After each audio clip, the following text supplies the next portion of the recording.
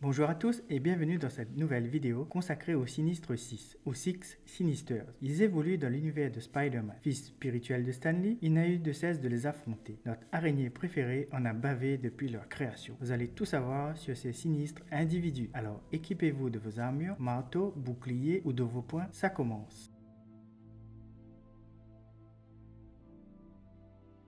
A l'origine, le Docteur Octopus lança un appel aux super-vilains à sa sortie de prison, afin de recruter des individus qui ont comme point commun le même ennemi, Spider-Man. Il se résolut à fonder une équipe de super-vilains à l'image des Avengers, afin d'en finir une bonne fois pour toutes avec le tisseur de toile. Cette formation prit comme nom les Sinistres 6, aux Six Sinisters. Nom donné par Quentin Beck, alias Mysterio, les 6 de départ qui répondirent présents ont tous été les adversaires récurrents de Spider-Man. Équipe composée du leader, le Docteur Octopus, brillant atomiste qui inventa un harnais thoracique muni de 4 tentacules, qui lui permettait de manipuler des substances dangereuses sans s'exposer. Suite à un accident, il fut irradié par les substances toxiques et se retrouva avec les tentacules faisant partie intégrante de son corps, et comprit alors qu'il pouvait les manipuler par la pensée. Il se confronta plusieurs fois à Spider-Man. Lors de leur première rencontre, Octopus réussit à vaincre Spider-Man. Suite à cette défaite, Spider-Man envisagea de prendre sa retraite, mais la torche humaine l'en dissuada. Le premier membre qui se manifesta fut Flint Marko, connu sous le nom de l'Homme Sable, qui obtient ses pouvoirs accidentellement en gagnant refuge sur une plage utilisée pour des essais nucléaires. Il fut irradié par l'explosion d'un des réacteurs et vit son ADN modifié, tout en ayant la capacité de contrôler le sable à son bon vouloir. Après avoir affronté Spider-Man à maintes reprises, il décide d'arrêter ses méfaits. Le Docteur Octopus l'incite à faire partie des Sinistres 6 sous la contrainte, en menaçant sa famille. Mais sa volonté de devenir un homme bien est plus fort que tout. Il s'associe à Spider-Man afin de combattre les Sinistres 6. Ensuite, il y eut bien évidemment Mysterio, baptisant leur formation, qui était à l'origine Quentin Beck. Acteur raté, il décide de devenir célèbre en voulant attraper Spider-Man. Mais à sa mort, Mysterio fut incarné par d'autres super-vilains. Daniel Beckard revêtit le costume à la mort de Beck et prit sa place en tant que Mysterio au sein des 6 Sinisters. Adrian Toomes se manifesta, connu sous le nom du Vautour. Ingénieur en électronique, il fut trahi par son associé. Il mit au point un harnais volant afin de reprendre ce qui lui appartenait. Ayant un âge avancé et étant en prison, il passe le relais à son co-détenu Draco. Mais Spider-Man mit un terme à ses agissements. S'échappant de prison, Toomes réussit à retrouver sa jeunesse en volant le Rejuvenator, appareil servant à voler la jeunesse des autres. Il aspire ainsi la jeunesse de Spider-Man et se transforme en vampire. Afin de démasquer l'homme araignée, il s'allie au caméléon, mais celui-ci ayant pris l'apparence de la mère de Peter Parker, le vautour induit en erreur aspira finalement la jeunesse du caméléon et provoqua son rajeunissement de façon permanente. Max Dillon,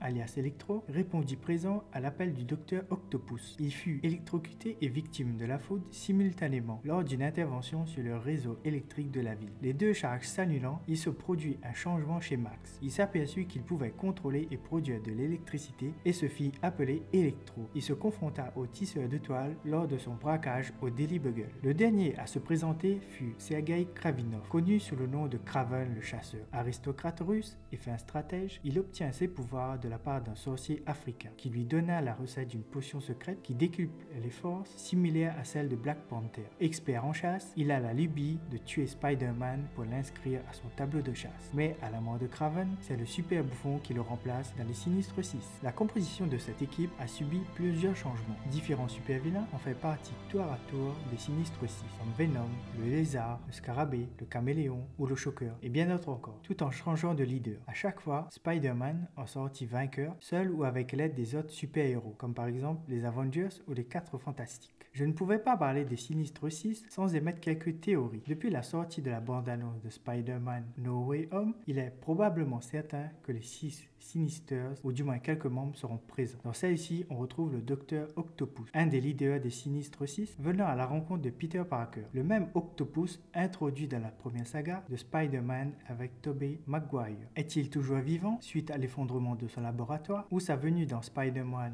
No Way Home provient-elle d'une réalité alternative? Le second membre n'est autre qu'Electro, non visible physiquement dans la bande-annonce, mais on y voit les éclairs caractérisant ses pouvoirs lors d'une attaque sur Spider-Man. Et par ailleurs, son nom nom figure au casting du film. Il a été le super vilain de Amazing Spider-Man aux côtés d'Andrew Garfield, qui est vaincu par ce dernier. On peut penser que les particules d'Electro sont restées dans le réseau électrique, ce qui expliquerait son apparition dans cette réalité. Le troisième à être dans la bande-annonce n'est autre que le Bouffon Vert, reconnaissable à son rire et à sa citrouille explosive. Mais Norman Osborn meurt dans le premier volet de la saga, avec Tobey Maguire. Il est remplacé à sa mort par son fils Harry Osborn, qui lui aussi meurt à son tour. Vu que Kraven n'est pas dans le MCU et qu'il n'a pas été fait de référence à lui, verra-t-on un super bouffon faire son apparition, ou comme Octopus, le Bouffon Vert arrive-t-il aussi d'une réalité alternée? Un des membres des Sinistres 6 est peut-être présent dans cette bande-annonce. Il s'agirait, semble-t-il, de l'Homme Sabre, vu dans Spider-Man 3 aux côtés de Tobey Maguire, qui fait la paix avec Spider-Man. Appartenant au même flux temporel que le Docteur Octopus et le Bouffon Vert, arrive-t-il lui aussi en même temps que les deux autres? Le vautour, quant à lui, a été mis en prison dans Spider-Man Homecoming, alors qu'il volait la technologie de Tony Stark. Il est présent dans la réalité où se trouvent Spider-Man et le Docteur Strange, mais aucune trace de lui dans la bande-annonce. Et enfin Mysterio, vu dans Spider-Man Far From Home, qui meurt à la fin du film. Étant un acteur, a-t-il simulé sa mort comme il sait le faire, ou c'est peut-être une autre personne dans le costume de Mysterio comme dans les comics, et qui refait surface? Au vu de ce constat, j'aurais tendance à dire que le sortilège du Docteur Strange a eu pour effet d'imbriquer des éléments des trois réalités en une seule, à la façon de Spider-Man New Generation avec Miles Morales,